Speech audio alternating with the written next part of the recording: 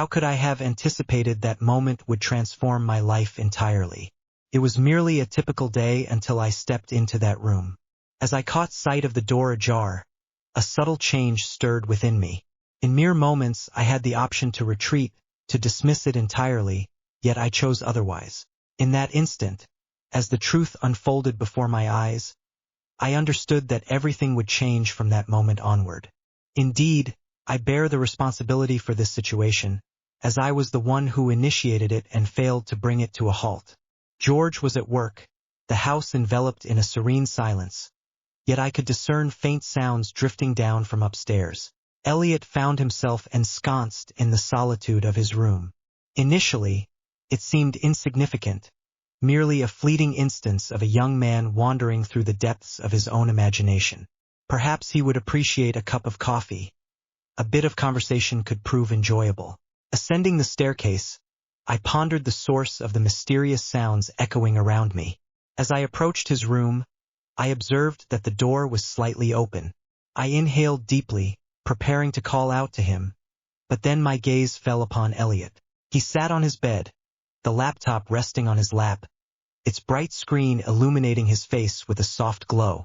His hands danced in the air, and initially, I assumed he was captivated by something thrilling, perhaps an action film. Yet, as I shifted my stance, altering my perspective, a wave of pallor washed over me. In that instant, clarity washed over me, revealing the true nature of Elliot's actions. The reflection on the screen drew my gaze, and a chill swept through me. This caught me by surprise. This was not a sight I had wished to behold. Elliot rushed to regain his composure, desperately turning down the volume on his laptop. Yet it was already too late. The moment had come and gone. As our gazes locked, a flush crept across his face, the embarrassment in his eyes unmistakable. Apologies escaped his lips, a hesitant murmur as his gaze drifted elsewhere. I found myself immobilized, as if time had come to a standstill. The door opened, and I began to speak, yet the words eluded me, leaving me uncertain of my own intentions. Peculiar warmth enveloped me, embarrassment washed over me, yet my thoughts surged like a tempest, elusive and just out of reach. I hurriedly exited the room, my heart racing within my chest. I pressed my palms against my face, striving to calm my breath. What on earth was that? I murmured softly to myself. What had I just accomplished? What had led me to such carelessness? Yet, was I the sole bearer of blame in this situation? Cease this, Darlene, I admonished myself firmly. Yet the turmoil within me was ignited by more than merely what I had witnessed. Elliot had reached the age of 23. He had outgrown his childhood. Yet, at 47, I was a woman who had borne the weight of shame throughout my life. Never had I found myself in such a predicament. Yet the sensation of shame was all too familiar. I remained motionless in the hallway, my heart pounding fiercely. As I combed my fingers through my hair, attempting to regain my composure, Elliot suddenly materialized in the doorway. He straightened the collar of his shirt, cleared his throat, and averted his gaze. Darlene, I must apologize. I believed I had shut the door, he murmured, his tone wavering yet earnest. I swiftly averted my gaze, shaking my head in denial. I must admit, it is I who should extend my apologies. I ought to have knocked for company. I spoke quickly, uncertain of what else to express. Stillness. Yet this silence was unlike any other.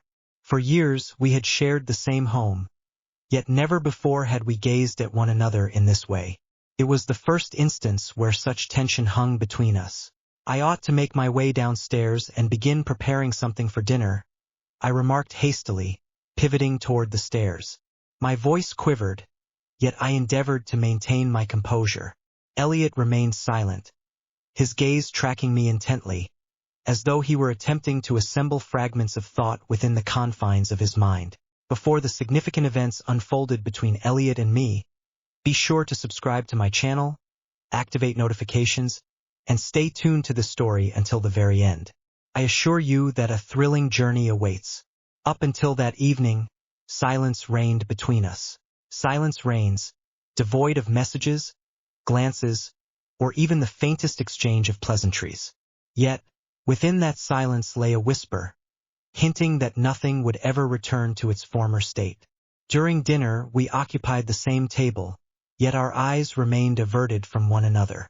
The solitary sound echoed in the air, a delicate clinking of silverware meeting the porcelain of our plates. We had to engage in conversation to alleviate the strain between us. We were both aware of it, yet the question lingered. How? The night slipped away, followed by the dawn of another day, and then yet another followed in its wake. All appeared to be as it should, yet beneath the surface, nothing was as it seemed. The quiet between us only served to amplify the unseen tension that lingered in the air. On a certain afternoon, Elliot took a seat beside me. His eyes betrayed a flicker of uncertainty, yet the desire to mend what was broken shone through unmistakably. Darlene, regarding the other day, I find myself feeling quite embarrassed. I apologize. I never wished for circumstances to unfold like this. Please, I don't want this to ruin things between us, he said, his voice trembling yet earnest. With a deep inhalation, I steadied myself. Regardless of how peculiar and unforeseen this situation was, it was essential for me to soothe his nerves. I smiled, gave a slight shrug, and replied, "Oh, Elliot, trust me. I've experienced my fair share of embarrassing moments throughout the years." Subsequently, I recounted several of those moments to him. His smile softened, and he nodded, the flush of embarrassment diminishing just a bit. In that fleeting instant, it felt as though the weight of our unspoken conflict had dissipated. Yet beneath the surface, I understood that nothing had genuinely changed. Despite the apparent improvements in our situation, this conversation had utterly dismantled the barriers that once defined our relationship, and I could sense it deeply. The situation was on the brink of escalating to unprecedented levels. Elliot emitted a soft chuckle, his eyes drifting down to the table. "I suppose we're even now," he murmured softly. I cast a subtle frown and shifted my gaze toward him. "Could you clarify what you mean?" I inquired, a hint of curiosity lacing my tone. For a fleeting moment, his expression transformed, as if he had just come to the unsettling realization that he had uttered words he could never retract. He massaged the nape of his neck, pausing briefly, yet the momentum had been set in motion, leaving him no option but to press on. He inhaled deeply, then averted his gaze as he whispered, "I've perceived you in the same light. You were simply unaware of it." A surge of electricity coursed through my body. I stood still, caught in a fleeting instant of time. "What is this?" I murmured softly, feeling the heaviness of his words settle upon me. Elliot's cheeks burned with a deep flush, yet he pressed on undeterred. I kept it to myself, burdened by embarrassment, yet it lingered in my thoughts all this time. In truth, it was a small secret of mine, an idea that lingered stubbornly in my mind. My heart raced with fervor. An unfamiliar warmth enveloped me, a peculiar feeling that signaled a shift had occurred. Elliot's words transcended mere confession. They obliterated every boundary that had once separated us. Our eyes met, a silent acknowledgement passing between us, and in that moment, it became clear that this was no ordinary exchange. The atmosphere in the room had become dense. All had transformed. From that moment forward, everything transformed. An invisible boundary had always existed between us, a distance that kept us apart. Yet now it seemed as though that boundary had utterly dissolved. Unbeknownst to me, I found myself increasingly drawn to Elliot, sharing fleeting moments and seemingly trivial exchanges.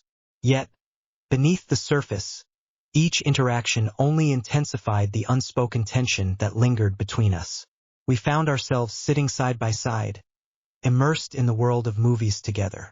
In the past, we maintained a careful distance, yet now an unspoken attraction lingered between us, a force we both sensed but never dared to address. At times, as Elliot rested his arm on the couch, and my hand inadvertently grazed his leg, or when our laughter mingled in the air, an unfamiliar sensation stirred within me, yet I made an effort to push it aside. On a restless night, slumber eluded me. I lay in bed, unable to find solace, as an inner turmoil kept me from peace. One singular thought consumed my mind. This was not sustainable. I found it necessary to establish a boundary. If he harbored any feelings for me, I needed to express it plainly and bring it to an end. With that thought lingering in my mind, I rose from the comfort of my bed. My heart raced wildly, yet my feet had already led me to Elliot's room. The door stood ajar, allowing a soft glow to spill into the dimly lit room. Upon entering, my gaze fell upon him. He lay in slumber, yet in that instant my gaze was not fixed upon him. They were captivated by something beyond, something monumental. My breath hitched, and my body stilled for an instant. Witnessing him in that state unleashed a tempest within me. It was a sight I was never meant to behold. I ought to have pivoted without hesitation, yet I remained rooted in place. I lingered for a moment, grappling with the emotions swirling within me. Then I withdrew. Within me stirred an undeniable force, one I struggled to contain, yet I chose to turn a blind eye to its call. I entered my room and reclined, yet everything felt irrevocably altered. That night, I remained blissfully unaware of the intricate twists and turns that awaited me. Regardless of my efforts, I found myself unable to resist the deepening connection with Elliot. As the days unfolded, the lines between us faded further, and the attraction grew ever more intense. It escaped my notice how deeply I had ventured into this situation. Yet one truth remained clear: retreat was slipping further from my grasp. And then Elliot returned home in that manner. He was inebriated. The clatter of the door, the items he disturbed, the cacophony could have roused George from his slumber. Yet I understood the struggle he faced in waking. Thus I swiftly made my exit. I visited Elliot. Before I knew it, I found myself standing right next to him, without even a moment to properly adjust my clothes. Elliot's gaze drifted, a subtle smile dancing at the corners of his mouth. "Darlene, do you truly exist?" he muttered, his speech thickened by the drink, yet undeniably heartfelt. I inhaled deeply and seized his arm. "Elliot, please, you can't head upstairs looking like that. Silence is essential." Yet, Elliot's gaze was firmly fixed upon my visage. He offered a gentle smile, his eyes gradually wandering across my form. "Your beauty is truly remarkable. Have you always been like this, or was it that I simply failed to see it before?" For a brief moment, I found myself paralyzed, but then I swiftly regained my composure. "Elliot, that will suffice. Step into the kitchen, and allow me the pleasure of brewing you a cup of coffee." I guided him gently toward the kitchen. I attempted to bring him back to reality. Yet the intensity of Elliot's stare and his words caused something within me to begin to unravel as well. Elliot settled into the chair as I busied myself with the coffee, but in an unexpected moment, the cup slipped from his grasp and cascaded across the counter. "Elliot, you must exercise more caution," I murmured hastily, attempting to tidy up the chaos. Yet, Elliot merely offered a gentle smile. "Have you always possessed this sweetness?" I swiftly tidied the kitchen. We could no longer remain in this place. George lay in slumber upstairs, yet with Elliot in such a condition, he dared not create any further disturbance. "All right, we're heading upstairs, but keep it down," I cautioned, wrapping my arm around his and leading him toward the staircase. Upon entering his room, it became evident that his movements had grown increasingly unsteady. He found himself in desperate need of a change of clothes, yet he was too disoriented to manage it alone. Initially, I felt the urge to retreat, yet upon witnessing his struggle to remove his shirt, I found myself compelled to lend a hand. As my fingers grazed the buttons of his shirt, Elliot's breath became a measured whisper. In that instant, the atmosphere crackled with the weight of unspoken words between us. The stillness heightened the intensity. I was acutely aware of my actions, yet paradoxically, I found myself utterly lost. Elliot's gaze held a new intensity, and in that instant, we found ourselves suspended in a moment that was irrevocably ours, yet fleeting, a memory we could never reclaim. Elliot paused, caught in a moment of uncertainty as he changed his clothes. He allowed his hands to drop to his sides, fixing his gaze upon me. In that moment, I became aware that my breath had grown rapid. The silence enveloped everything around. The atmosphere in the room was thick, rendering each breath a laborious task. "I'm done with this game, Darlene," he declared, his voice initially gentle, yet brimming with conviction. I gazed at him, my eyes unyielding, refusing to blink. My heart raced with fervor. Yet what was Elliot attempting to convey? "Are you," he added, his voice taking on a deeper resonance. "We exchanged glances just once, and that was the end of it. It doesn't cross your mind in the slightest. It lingers in your thoughts as you drift into slumber." A shiver coursed through my body, prompting me to take a hesitant step back, yet my feet remained firmly anchored to the ground. "Elliot, this isn't right," I insisted, though my voice quivered with uncertainty. Elliot's smile was subtle, yet it carried an air of something far from innocence. We crossed the threshold of determining what is right long ago. "Darlene, cease the self-deception." He stepped forward, and he was so near now that I could sense his breath brushing against my skin. His hand ascended, fingertips brushing softly against my cheek. Though I yearned to avert my gaze, an undeniable truth held me captive. I recognized, deep within, that he spoke with certainty. In that moment, Elliot's lips brushed against mine. In the stillness, amidst the palpable tension, the key to it all lay concealed within that fleeting moment. The thoughts swirling in my mind abruptly hushed, all my uncertainties dissolving into mere whispers as I surrendered to Elliot. In truth, the desire had never been mine. My hands shook with uncertainty, yet I remained steadfast, refusing to retreat. Upon witnessing the fierce determination in Elliot's eyes, it became clear that all secrets had been laid bare. I inhaled deeply, my heart racing, as I gradually let the straps of my garment slip from my shoulders. "You're right, Elliot," I whispered, my voice a mere breath in the stillness. "It's time to put an end to this charade." With the space between us vanished, I reclined on the bed. My heart raced within my chest, yet retreating was no longer a possibility. Elliot gradually inclined toward me. He gazed into my eyes for a fleeting moment, then a smile graced his lips. "Do not fear," he said, his voice imbued with warmth and comfort. "All is as it should be." I turned my gaze, a chill coursing through my body. Though I couldn't bring myself to acknowledge it, the truth lingered in my mind. I had been waiting for this moment for what felt like an eternity. Yet, despite my efforts, the words escaped my lips uncontrollably. "Elliot, I confess." A twinge of fear grips me, my breath faltering under the weight of a few significant matters. Elliot smiled, brushing aside my words, as though he found pleasure in them. Perhaps it was due to his inebriation. Elliot leaned in close, his voice a mere whisper against the backdrop of silence. "George mustn't wake up." I understood his meaning. Silence was imperative. A tumultuous sensation stirred within me, a force so great that I had to restrain myself from unleashing a cry into the silence. Elliot gazed at me and remarked, "I know, darling, everything is wonderful, and so are you." What was it that he understood? It seems he had an inkling, and he truly grasped my essence. Unable to resist, I let my eyelids fall shut. I clutched the sheets with a fierce grip, my body quaking and convulsing uncontrollably. I pressed my hands against my mouth, stifling any sound that might escape. Elliot was inebriated to the point of indifference, oblivious to the world around him. The thrill of the event was undeniably impacting me, intertwining with all the other emotions and that compelling sense of something monumental on the horizon.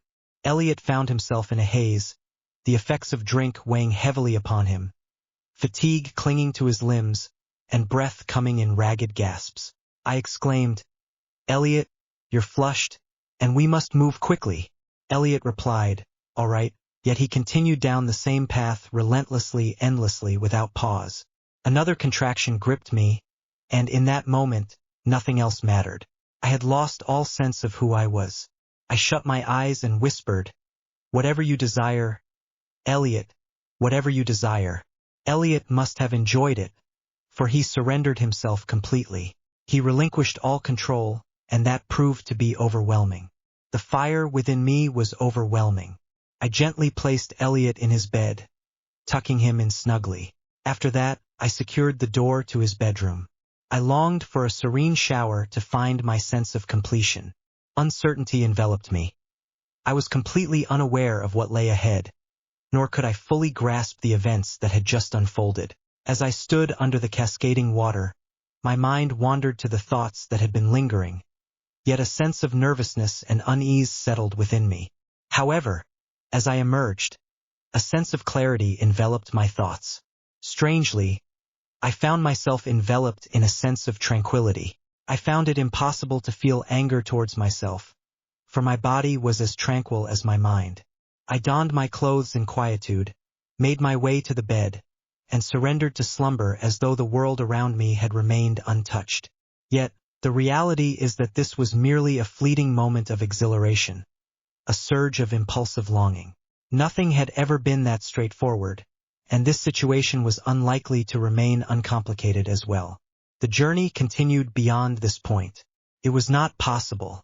Greater events unfolded, more profound occurrences took place, and ultimately, George was destined to uncover the entire truth. The tale is far from concluded. Be sure to follow and subscribe to stay updated on the unfolding events ahead. Activate notifications and share your thoughts in the comments. It enables you to maintain a lead in these narratives. Your support is invaluable, and if you've journeyed this far, I sincerely appreciate your attention.